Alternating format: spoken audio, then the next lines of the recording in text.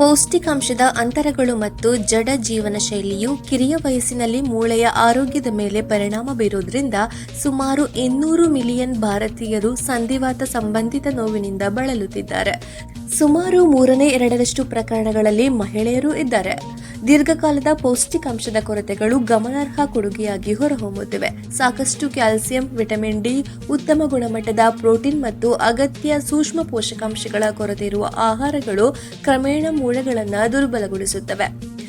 ವೈದ್ಯರ ಪ್ರಕಾರ ನಿಯಮಿತ ಮನೆಯಲ್ಲಿ ಬೇಯಿಸಿದ ಊಟವು ಸ್ವಯಂಚಾಲಿತವಾಗಿ ಎಲ್ಲಾ ಪೌಷ್ಟಿಕಾಂಶದ ಅವಶ್ಯಕತೆಗಳನ್ನು ಪೂರೈಸುತ್ತದೆ ಎಂದು ಭಾವಿಸಲಾಗಿದೆ.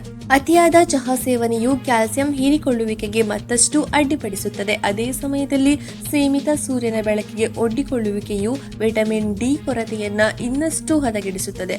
ಇವೆರಡು ಮೂಳೆಯ ಬಲಕ್ಕೆ ನಿರ್ಣಾಯಕವಾಗಿವೆ.